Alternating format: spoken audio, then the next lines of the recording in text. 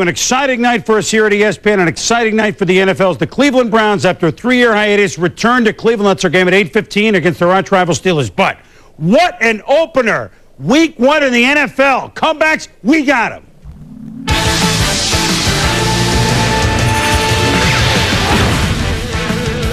Coming up on NFL Primetime, the road to the Super Bowl begins today. Which rookie will make his mark, Ricky or Edgerrin? An NFC Championship rematch. Will Moss grow, or will the Dirty Birds fly high again? Can the tailor-made Jags be finer than the Niners? Jets, Jets, first test, painful. Washington tries to skin Troy and the boys. Can Favre and his pack avoid an Oakland raid in Week 1? Upsets in the making.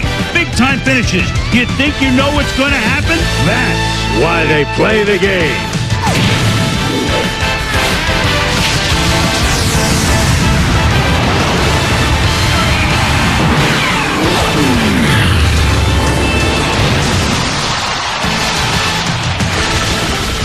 Well there, and welcome to Week 1 of the 1999 season, the final year of the decade, the final year of the century, the final year of the millennium. I'm Chris Berman. This is Tom Jackson, NFL Primetime. Tommy, talk about coming out of the gate. Some of these heart stoppers in the fourth quarter, and some of these, well, some of the plots remain the same. Well, for Week 1, a very telling Week 1, we found out something about the teams that are used to winning, the teams that are used to losing. And some, no pun intended, some bad breaks for some big losses, at least one team in particular, hoping to head to the Super Bowl. But we have 13 TVs, as Art Donovan once said, 13 afternoon games. Here we go. We start in the land of the cheesesteak for Andy Reid and the new-look Philadelphia Eagles. They had a horrible offense last year. Jake Plummer, Jake the Snake, and the Cards made the playoffs last year, but his thumb contributed to 3 picks in the first half. That one picked up by Brian Dawkins. And Andy Reid trying to shake things up offensively. Well, offensive coach-minded, and you watch him. This is trips down to the lower part of the screen. He backs the tight end off. Luther Broughton changes it into slot double wing, works a screen to the top. Luther Broughton, their tight end screen, gets into the end zone for a 15-yard touchdown. Tommy, now the Eagles lead at 24-6 at the half. Last year they had 161 points all year. That means they've already scored in a half more than an eighth of last year's points. But Jake the Snake Plummer can come back. Rob Moore just back in a few days ago, who needs practice, 46 yards on the play. 2 plays later, Plummer, Moore, touchdown. The Eagles lead is down to 24-22. 2 minutes to play. Eagles with a 3rd and 4. Peterson for Brian Finneran, and actually they almost can let the clock tick out, except he fumbles it into the air, and the Swami's cousin Kwame Lassiter picks it out of the air, 31 yards, and the Cards have a shot.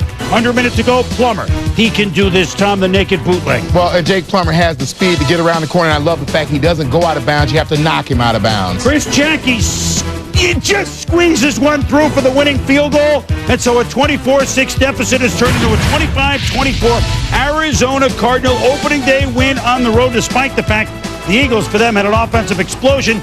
The Cards had lost 7 straight opening games until the day, but Plummer 25 of 49 for 274. He's excited. And what a typical Jake Plummer day. Those 3 INTs in the first half, none in the second half. Deuce Staley had 100 yards for the Eagles, who will be better, but they got a way to go as they threw for less than 100 yards to their quarterback. Panthers at the Saints. Ricky Williams, first NFL game as they had the hero welcome. But on the opening kickoff, Michael Bates returns for Carolina, and boom! Fumble! Fred Weary with the hit. Tyrone Drakeford picks it up 20 yards, 7-0 Saints. The first challenge of the season. The new replay rule, Mike Ditka says, this play that Billy Joe Hobart pump fakes, and then they originally called a fumble, which would have been an 8-yard loss for the Saints. Now, what are they doing here, Tom? Is this a third world election, or did they put a quarter in that to look at a peep show? I mean, what is that? It just doesn't seem right. At any rate, they rule it was an incomplete pass, so it's 3rd and 10. Final seconds, first quarter, Ricky Williams, tackled by Eric Davis. Williams hurts his ankle. He did return for 2 series. Again, we've seen this. Yeah, Ricky Williams with some injury problems early, and I think it has to do with the reps in camp. 10 carries, 40 yards for Ricky. Steve Berline, big hit by Wayne Martin. 19-10 Saints, fourth quarter. Berline, Brady Smith, and Leroy Glover meet at the quarterback. 7 sacks, 7 hurries, 10 knockdowns, 1 interception. Steve Berline's seen stuff like this before, and the Saints win it by the count of 19-10, and they do have a good defense. The Ricky Williams, now they never heard first preseason game out. Now, who knows, although X-rays are negative on him. I mentioned the reps or lack of that he got during the camp period. 9 carries during training camp, 10 today. That is approximately, since he joined this team, 3 per month. It's not enough to get yourself honed into playing in the NFL. So Ricky Williams, this injury a little lower on his ankle in the preseason injury. When we return, the Titans, new look, new name, same running back, Eddie George, wild one with the Bengals, and the Rams, quarterback named Kurt Warner. Could the Ravens close them to make it nevermore? We'll be back. Edgerrin will get the start in 72,000 plus throng at Cleveland Browns Stadium. A new helmet, a new name, a new home. 4 years, 4 homes, and 2 names. Well, more than 2 names. And there it's the Tennessee Titans now at Adelphia Coliseum. But Jeff Blake to Willie Jackson and Bruce Cousins Bengals a trail 26-7. They lead 29-26. But Jeff Blake, who ran for almost 100 yards, often had leg cramps. He had to go in and out. Achilles Smith played a little bit, and he fumbled from center.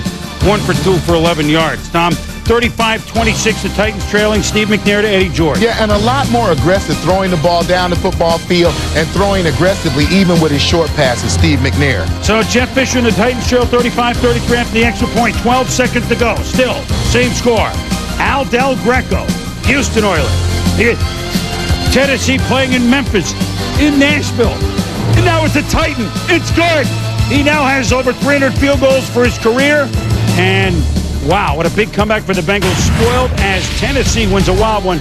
We don't really have time to show you how wild this game was. 36-35. Steve McNair throwing for 341 yards. Jeff Blake actually running for 90 yards. Yeah, one of the best plays the Bengals had was Jeff Blake running out of the pocket. He got the leg cramps, unfortunately. But again, a great day for Steve McNair. Well, the Bengals held Eddie George to 42 yards, but they couldn't get a win out of it. Ravens, Rams, and Baltimore Ravens undefeated preseason under new coach Brian Billick. He has Scott Mitchell at quarterback. Now look what happens on the scramble. Mitchell tries to pitch to Chuck Evans. No. Todd Light. Laterals to Taj Allen, who mahals his way. Taj mahals his way down to the 41. Rams will go out and score to make it 10-0. Yeah, and Jonathan Ogden here pursuing on the interception down the football field, going to take a fall on his hip. But give a big man like that credit, 6'9", about 300 pounds, credit for trying to get downfield and making a play right there on the sideline. The Rams would seal the game up 20-10. Kurt Warner, not the guy that twice ran for 1,400 yards in the season for the Seahawks, but the guy from the Iowa Barnstormers of the Arena Football League. He's the starter with Trent Green gone for the year. Hits Torrey Holt, the rookie. You know what? Warner threw for 291 yards. Rams line, that was Werewolves London Fletcher dancing around as the Rams beat the Ravens 27-10 as Mitchell threw for only 188 yards in his debut for Brian Billick. When we return, new coaches for the Chiefs and Bears who would somersault afterwards. And Cowboys and Redskins have had some great ones, but I'll tell you what, for excitement, this one was right there. They head to overtime. We'll show you what happened. If you like offense, you'll love this. Bears at Soldier Field, first time 2 new head coaches debut against each other. That's Gunther Cunningham Chief. Dick Geron, I watched him run the football for Yale and Carm Koza back when he was at college. He's an excellent defensive back, now getting a shot. Shane Matthews Band, ants marching into the end zone. His first NFL start, dumps to Curtis Enos. He's in there, and the Bears lead at 7-3. 10-3 second quarter. Cade McNown played a series. McNown, the rookie, to Macy Brooks, 23 yards. Hey, the Bears were fun today on offense. McNown, 6 for 9, 77 yards on his only series. 20-3 Bears at the half. Now, watch this play, Tom. Well, boom, you look at the numbers coming at the young quarterback. And in this time, the Shane Matthews Band is crashing. As Donnie Edwards picks up the Garrow-like play, goes 79 yards for the touchdown, 20-17. The Bears lead is down to 3. Under 3 minutes ago, Elvis Gerback overthrown. Elvis threw it too far out of the building. Gunther Cunningham of loser, and the Bears. Dick Geron hired Gary Crowton from Louisiana Tech to really run a whack-style wild offense. 5 wideouts, reverses, shotguns, slants, dump-offs. These are the Bears. They won it 20-17. Congratulations to a good guy, Dick Geron. Cowboys, Redskins. Did not have Deion Sanders, trying to work out before the game. Can't go.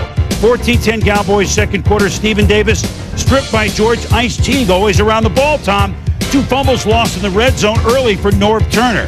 Third quarter, 21-14 Skins. So Dallas led 14-3. Skins don't have the lead. Look at Stephen Davis. What a great stiff arm on that same George Teague around the football, and did it without grabbing the face mask key, because he would have got a penalty if he had. Michael Irvin sitting out a lot of third down plays. He wasn't necessarily pleased, but I think he would be later. 28-14 Skins. Brad Johnson had a big day in his Washington debut. To Albert Connell.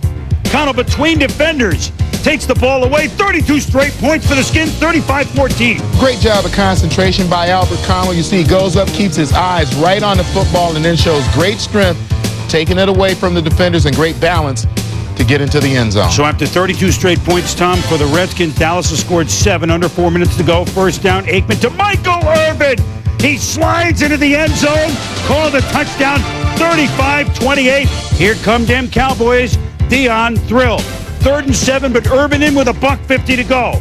Aikman, they ran this play the play before, no good. Now it's good. Touchdown, 12 yards, 35-34. Would Richie Cunningham provide happy days?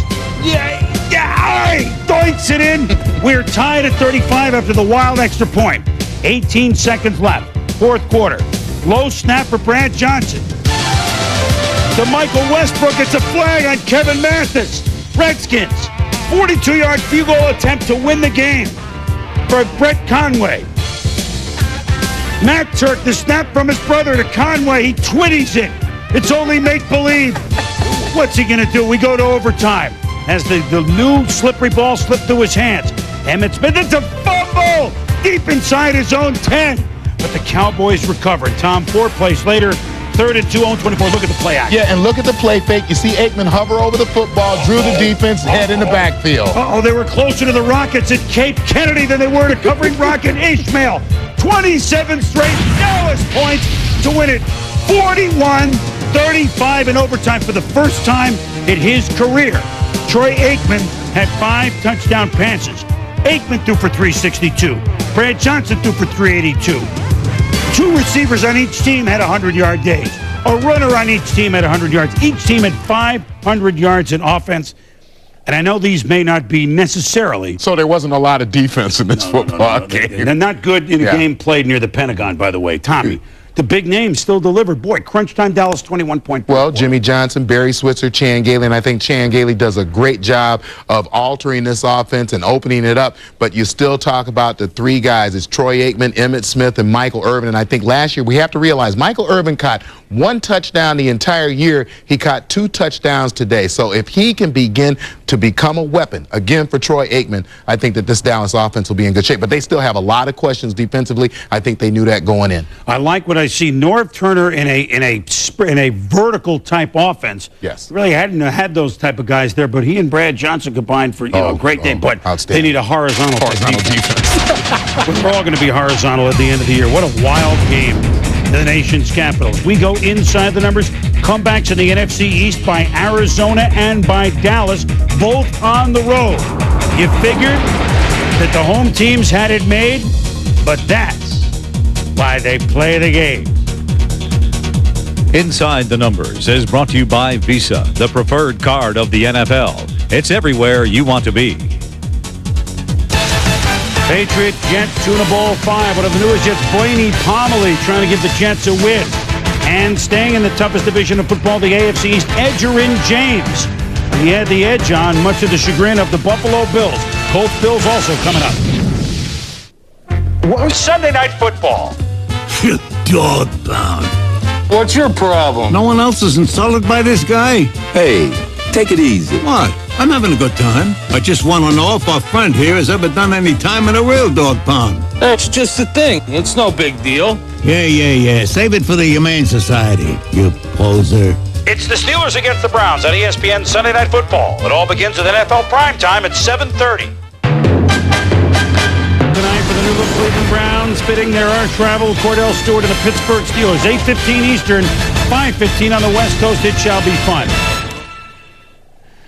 Tuna Bowl 5, which the normally pessimistic New England sports fans figure out as an automatic loss. Even in the Boston Globe on Friday, quote, it doesn't look good. The Jets talking Super Bowl, the Patriots hoping to make the playoffs. Trouble? Well, since the game was played in the swamps of Jersey, starting with a tuna bowl, it was almost like the boss coming out and playing Badlands. I mean, that's one of those songs that, like, you go out of the garage in fourth gear. Pete Carroll, Bill Parcells talking about places to go in Hartford, I guess, Tommy. Second quarter, 7-3 Jets, Drew Bledsoe. Deep for the speedster, Tony Simmons, 58 yards, 10-7 Jets. Now, on this Curtis Martin fumble, watch Vinny Testaverde. Just keep your eye on him. And he didn't do much, Tom. Well, that's just a matter of that turf. You're backing up, you try to push off, and we all thought as we were sitting there watching it that it might be his Achilles. Ruptured left Achilles, out for the season. Tom Tupa, not Rick Meyer quarterback, because Meyer is the emergency quarterback. You bring him in now, none of the other guys can play. So Tupa, the punter, on the first play. What a great call. Goes for a touchdown the first play after Vinny's hurt. 25 yards to Keyshawn Johnson. Jets had a safety 16-10 at the half. First possession, Jets third quarter. Tupa. Well, that's the high holy days. Steve Israel on the blitz. It's a fumble, rumbling, bumbling, stumbling. Willie McGinnis played a great game. Falls on it. Touchdown, 17-16. P-Man. Yeah, and we're going to take a look here at Willie McGinnis on 3 occasions and watch this burst that he has. The last 3 steps right there as he flashes in front of Tupa to force him to throw the ball away. Again, forcing him to throw the ball before he's ready. And here comes his second sack of the day. Look at those last 4 steps as he gets to the quarterback. That is a healthy Willie McGinnis, which we didn't see last year. Well, the Jets were thrilled about their offensive line, but the Patriots coming under Pete Carroll, they've done that. Pats up 27-22. Now in the fourth quarter, you can bring your emergency guy in and play them all. Meyer, though, watches as it's a defensive player, Brian Cox, that provides the offense. Picks off Drew Bledsoe, 27 yards. They're up 28-27. Bill says go for 2. Meyer to new tight end Eric Green. Oh, a little hard, but it was there, and the Jets still lead just by 1.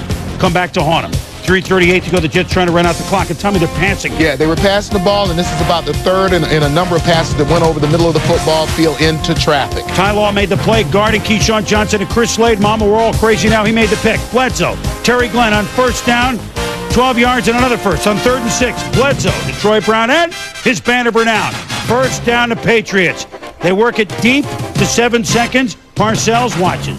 Carroll watches. Adam Vinatieri tries to kick the Patriots to a win. Good!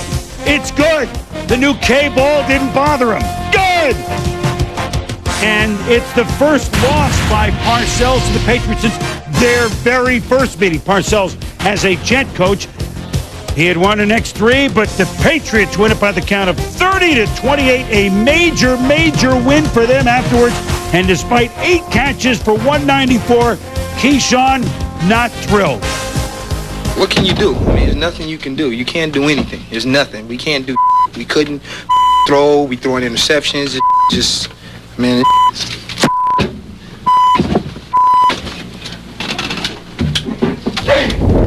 Now, tough loss for the Jets and a big win for the Patriots. Of course, Vinny Testaverde, we'll talk more about this in a minute. To have him out now for the year, what a change of plot for the New York Jets in week number 1. And you see Tupa and Meyer and Lucas behind, and maybe somebody else to be signed this week. Who knows, Zolak, whatever. But I tell you what, elsewhere in the division, Bills, Colts. Do you remember back to 1987 when Pete Rozelle was the commissioner? Indianapolis Colts, our first round selection, pick, linebacker, Cornelius Bennett from Alabama. It's the longest holdout ever. 12 years later, Cornelius Bennett plays his first game for the Colts. So does Edgerrin James, except he's a little bit younger. Thermal Thomas hurt on the first play of the game. X-rays to his rib were negative, but the Bills couldn't run. And Tommy defense fights here on the Colts. You're going to see E.G. Green, the safety, Kurt Schultz, comes up, gets his head looking in the backfield. E.G. Green on the flag route, and into the and for a long game, not into the end zone. Well, this is into the end zone. Edgerrin James, who for a while was, 9 carries for 7 yards, but including that touchdown, Colts up 7-0. Now 14-6 Colts second half for Jim Mora. And Edgerrin James says, you know what, I think we're going to give you a head of steam now. And, boy, he looked better and better as the game wore on. 26 carries, 112. Welcome to the NFL, Edgerrin James. Oh, by the way, Peyton Manning was great last year. Marvin Harrison, touchdown, they had 2. Yeah, and you saw the great play action to Edgerrin James, and that's going to be the combination. Well, here is Doug Flutie to Andre Reed, who moves past Paul Warfield and Lance Allworth. 6 all-time touchdowns. Congratulations to a great guy. He's had a great career, Andre Reed. Bill's still in it, down 10-24, 14 minutes to go until it's picked off by Tony Blevins. I don't think Hicks or Venus going to catch him. Kevin Williams is going to try. He could go all the way. Touchdown. Touchdown. Wade Phillips tried an appeal. They got to go back to that ugly gray sweater, I think, Tom, because Indianapolis just throttled the Bills 31-14. Buffalo ran for only 47 yards. Peyton Manning on the day, although Flutie had 300, Peyton had 284. Frankly, in this game, Tom, the Colts won the battle of both lines of scrimmage. Yes. Now, in the AFC East, number 5 last year, Indy, number 4 last year, New England, both winning key games against teams ahead of them in the standings, Buffalo and the Jets. And you're talking about a division that had 4 playoff teams from last year. I think every team understands what happened to the New York Jets today in terms of injuries. You include the loss of Wayne Corbett before the season could even start. You've got Bill Parcells in a very difficult spot right now. The New England Patriots offensively, outstanding number of weapons in the passing game, which will cover some of their weaknesses in the running game if Drew Bledsoe can throw the ball the way he did today. The Buffalo Bills will not panic, although there is the possibility we start talking 0-2 next week. And then you look at my pick for surprise team again, the Indianapolis Colts. Edgerrin James is only going to get better as he does. He's going to make Peyton Manning better, and Marvin Harrison has a chance to be one of those super receivers in this league. Jets at Bills, the Sunday night game next week on ESPN. The loser is 0-2. Wow. The good news is, however, both teams 0-2. Actually, the Bills were 0-3 last year and they made the playoffs. So we return Brett Favre, hurt but never fallen against the Raiders. Greg Hill, who needs Barry, right? As the Lions try to pull an upset at the Seahawks. And the Buccaneers say this is their year. Would Warwick and the Bucs get it well done against the Giants? Stay with us. It is in the Packers. They don't play very often. Ray Rhodes starts his tenure as head coach of the Green Bay Packers. Raiders lead 10-7 third quarter. Brett Favre constantly holding his thumb, Tom. It hit contact with Russell Maryland. He stayed in the game, but he played in pain throughout. But you know what? When you got Antonio Freeman and you got a heart like Favre, you can do things like that and give him a 14-10 lead. Yeah, and even though his hand was hurt, you could tell that he would not allow it to affect his throwing motion when he was actually delivering the ball. 2nd and 15, next drive, Packers, Favre. What is it, Jack Squirick? It's Katie Williams. Returns it down to the 5-yard line. 3rd pick against Favre. And the Raiders go on to John Gruden's team, lead at 17-14 after 3. You're going to see a good job here of Rich Gannon reading the blitz by Sharper and getting Fred Vincent with James Jett, covering James Jett.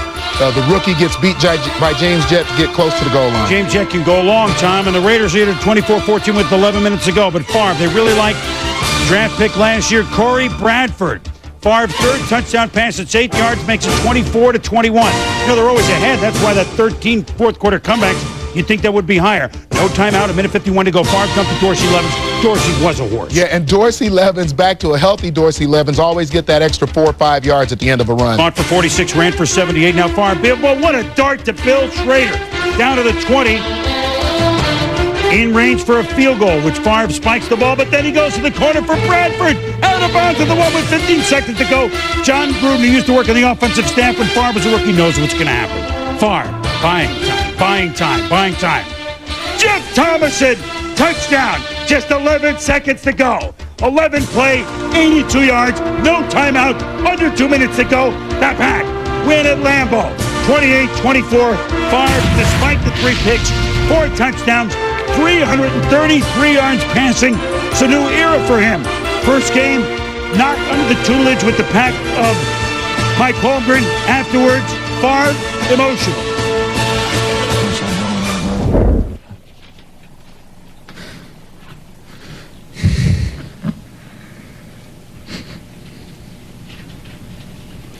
Thank you, Brett. Sorry, fellas. Brett's rededicated. Not that he never was dedicated. I mean, this guy can take a whole team on his shoulders and win by himself. What a great performance. The Raiders brought it to him defensively. Yeah, but I just love that when a guy like Brett Favre shows that kind of emotion, it proves how much he wants to win. Watching the league, and Mike Holmgren knows that, but he's now starting his Seattle tenure. First quarter, Lions Herman Moore, where it takes teammate Tony Semple, rolls on his knee. Moore carted off, would not return sprained left knee. So no Barry Sanders, no Herman Moore. The Lions, I mean, they're obviously just going to get rolled by the Seahawks in the Kingdome, right? Charlie Batch and Jermaine Crowell would have nothing of it. 41 yards against Sean Spriggs. 25-7. The Lions lead it. Crowell 5 catches, 116 yards, 2 touchdowns in the first half alone. End of the half. Chad Brown, linebacker, Seahawks, collides with teammate Phillip Daniels, neck injury. X-rays negative, thank goodness, although a very scary scene. Third quarter, the Seahawks lead, trail 25-7, and John Kitna caboodles it to Reggie Brown. Brown hurdles Ron Rice. They would score a touchdown on the drive. Now it's 25-14. Kitna. Derek Mays, former Packer, Mike traded for him a couple of weeks ago, sets up a touchdown. 25-20. They went for 2, no good. The patch to Ron, rolling on a Rivers. Who needs Barry Sanders? You got Ron Rivers. Set up a field goal. And you know what? One of the biggest upsets of the day. Junior by a team that won 5 games last year with second leading rusher all time, Barry Sanders. The Lions go into Seattle and win it 28-20. Charlie Batch had 3 touchdown passes. Corral ended up with 7 catches in the game. Ron Rivers ran for 96 yards. Speaking of teams that at times showed flashes last year but finished 8-8, it was hot, muggy Tampa Bay, almost 100. Trent Dilfer hit by Jesse Armstead. Christian Peter, 38 yards, 7-0 Giants, a recurring theme. Bucks down 7-3. Giants offense had 100 yards for the game. Kent Graham can't find anyone open. Sacked by Steve White. First half, just 2 first downs for the Giants offense.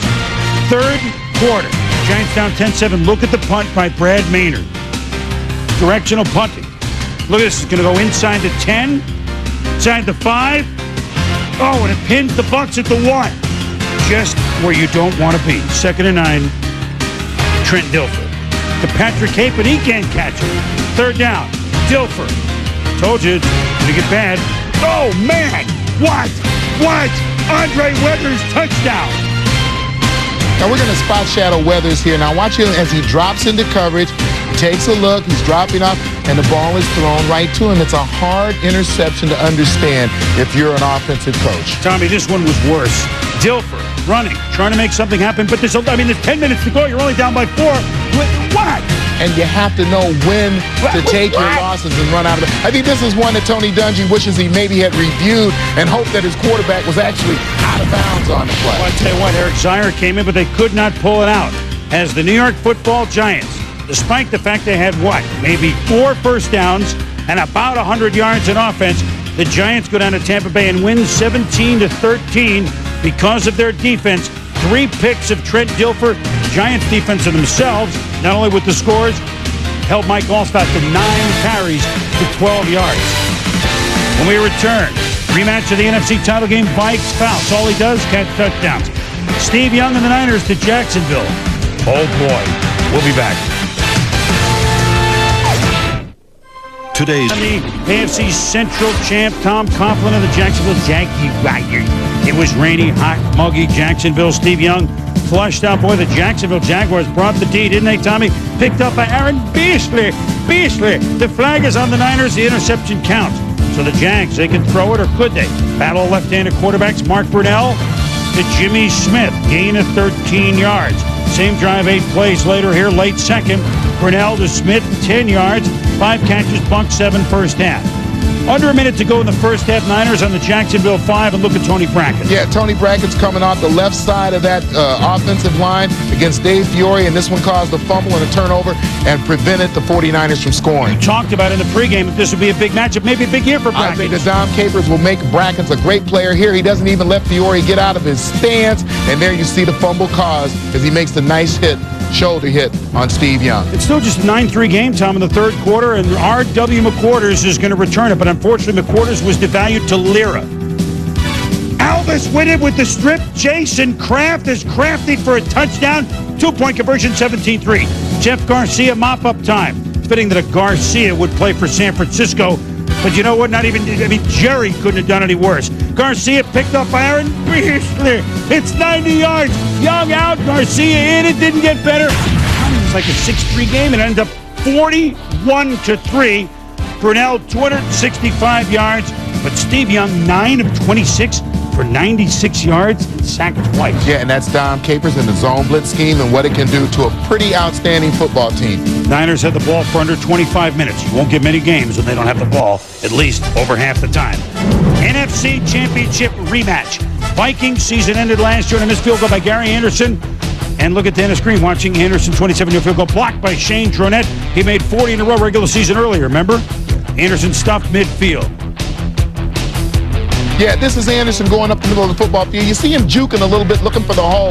So the offensive line needs to do a better job or make him a little bit more comfortable finding the seam so he can hit the crease and hit it full speed. Vikings defense holding in the 9 carries, 29 yards first half. Randall Cunningham. This was magic all year last year. Cunningham, Randy Moss. Incomplete butt. There's a flag on the play and Ray Buchanan from Louisville. 3 plays later. Actually, wasn't that bad, but Cunningham to Chris Carter, all he does? Catch touchdown. 2-yard touchdown reception. He has more than anybody in NFL history except for Jerry Rice. 7-0 the Vikes. Now it's a 17-0 Minnesota lead. Chris Chandler to Chris Keller. 23-yard touchdown. Here go the Falcons. 17-7. Fourth quarter, 17-14. Gary Anderson. I mean, you got to be kidding me. He kicked 40 in a row. Is this the new ball? Because we saw more problems with the new ball. Holding, kicking. It looked awful. Chandler to O.J. Santiago. He was a secret weapon last year for the Falcons. Not so secret anymore. 46 yards. Flagged on the Vikes, so they didn't need it. Remember, the Falcons just down 17-14. Drive stall. Morton Anderson. Now, you know he's automatic. 39 yards. It's either the Balls or the Andersons. And you know what? I think it's the Andersons that are okay. I don't know. So Morton Anderson misses, and the Falcons never really have a chance. Chandler was battered, string right hamstring, but hung in later.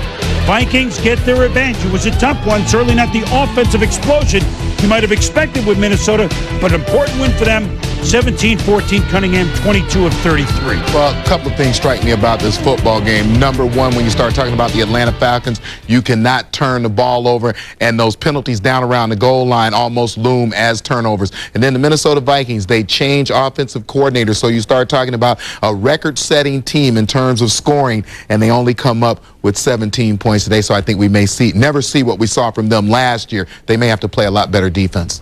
But the Vikings go down and get what they wanted. A win at Atlanta, the team that denied them the Super Bowl last year. When we return, game balls coming up next. Who'll win them? Stay with us.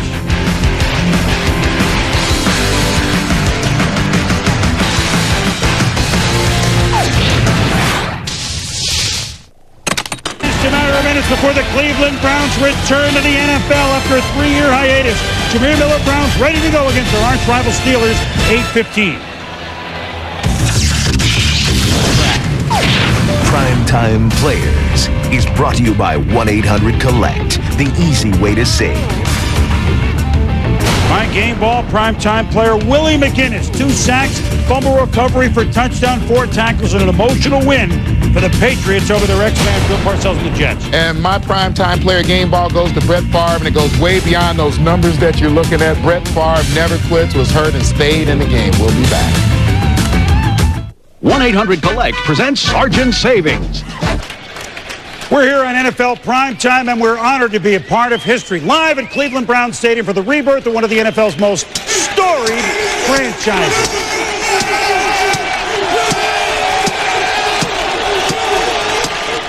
As for the games on Sunday, Tommy, Favre, Aikman, Bledsoe, Plummer, guys who know how to lead teams to victory, did it late. Philly, Washington, certainly lately, Oakland, Cincy. Teams that haven't really learned to win, they lost games late. So nothing changed there. Favorites in the AFC, Jets suffered a lot of injuries. Jacksonville gives San Francisco their worst beating since 1980. We'll find out about the Denver Broncos tomorrow night. Going to be an interesting season. 9 replay challenges, 3 reversals, so we'll see. The reviews are still, what an opening Sunday for the NFL. Good to be with you again for our 13th season. Good to be with you. For Tom Jackson, I'm Chris Berman. Thanks for watching Week's 1 edition of NFL Primetime.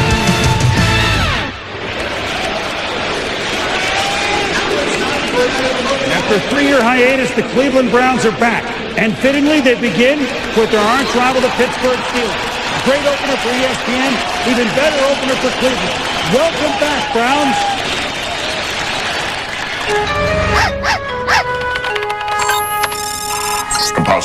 sequence.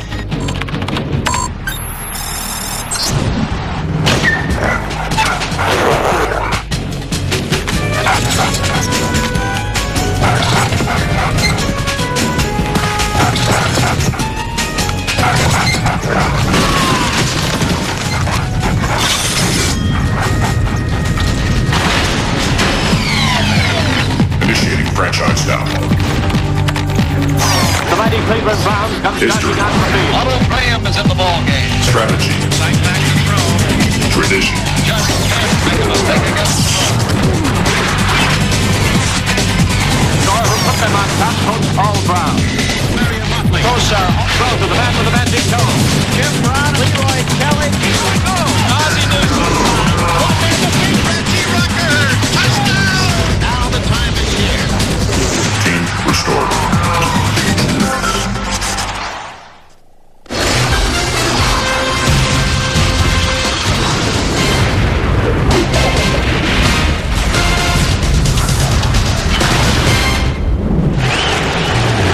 Cleveland, Ohio, on a historic night for the city and the National Football League. 73,000 plus are jammed into their brand new stadium to celebrate the long-awaited return of their beloved Browns as they host arch-rival Pittsburgh for the pregame festivities. Let's join public address announcer Jim Mueller. Ladies and gentlemen, please join me and the Cleveland Browns as we welcome ABC television star and Cleveland native Drew Carey to help us welcome the Browns back to Cleveland. Thank you. I want to send a message to everyone who ever made fun of Cleveland, a message to anyone who ever told a Cleveland joke or laughed at a Cleveland joke. You can now officially shut up! We're here to play football, baby! And if you came here to get mellow, you can turn around and get out! Because Cleveland rocks, am I right? Cleveland rocks! Cleveland rocks! Cleveland rocks! Cleveland rocks! Cleveland rocks! Cleveland rocks!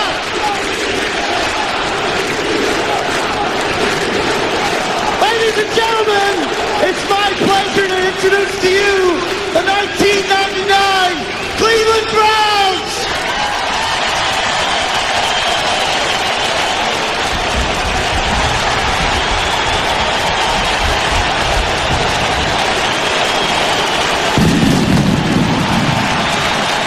For the first time since December 24th, 1995, the Cleveland Browns have taken the field in an NFL regular season game.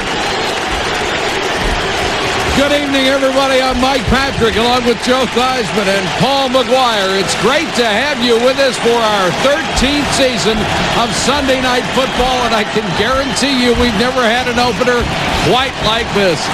The Cleveland Browns come back to the NFL as an expansion team, and former Jacksonville offensive coordinator Chris Palmer is their head coach. Joe, what kind of a team has he been able to assemble, and can they be competitive? Mike, of the 56 players on this roster, 33 come from different systems, so you can bet that the game plan is going to be simple. On offense, they have a solid offensive line. They don't have a home run hitter as far as receivers or backs go. Defense is the strength of this football team, and with the loss of Chris Spielman, Coach Palmer has gone to Jameer Miller and said, Jameer, you're going to have to be the leader of this unit. You're going to have to be the guy that makes the plays. If the defense can make some plays, if the offense can score every time they get the ball, this team can be a lot more than competitive. They got a shot. All right, Joe. For the Steelers, they missed the playoffs for the first time in 7 years last season, largely thanks to an offense that scored one touchdown in its last 4 games. So in the offseason, Bill Cowher changes his scheme. He changes his coordinator, but not his quarterback. He is committed to Cordell Stewart. Michael, nobody believes more in Cordell Stewart than head coach Bill Cowher does. In fact, yesterday he told us he thinks of him as a son. But after experiencing such a miserable 1998, Cordell says this is the year of redemption. But after last year, I'm not so sure he can do it. He has to prove it to me, but most importantly, he has to prove it to himself. If he doesn't, this team will not make the playoffs for the second year. All right, Paul and Cordell will hear and feel the throng of 73,000 tonight for more of the pregame celebration. Let's rejoin Jim Miller. Ladies and gentlemen, led by Drum Major Master Gunnery Sergeant James P. O'Keefe, the Commandant's own U.S. Marine Drum and Bugle Corps will perform while you, the people of Cleveland, sing our national anthem to celebrate opening weekend at the Cleveland Browns Stadium. Members of the U.S. Marine Corps Color Guard will present the colors, and now to honor America, please rise, remove your caps, and join us in singing the national anthem.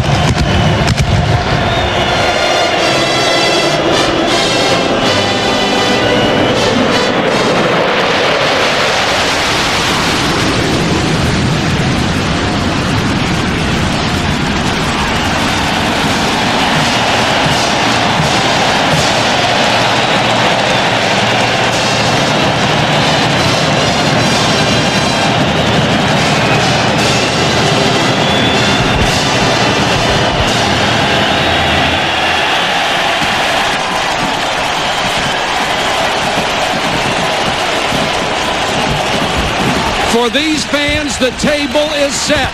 The long wait is over. Their Browns are back.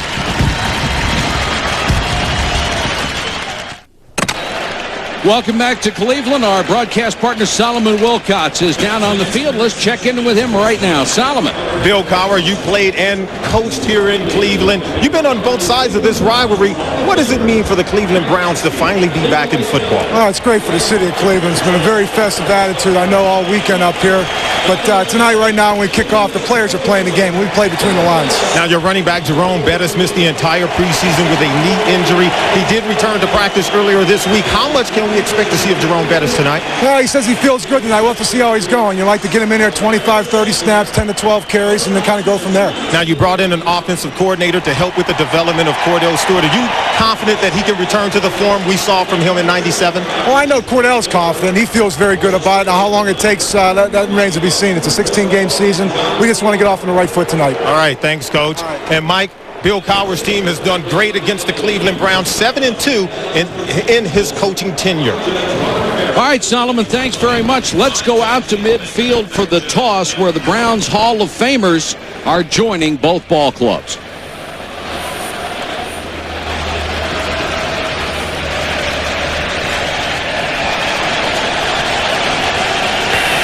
Pittsburgh, you're the visitors. Who's going to call the toss? This gentleman. Please call the toss before I toss the coin. What is your call? Heads is his call. It is a head. Pittsburgh has won the toss. He wants the goal. What goal would you like to defend? You'll defend that end. Just stay where you are. Pittsburgh wins the toss, receives at this end. Good luck, gentlemen.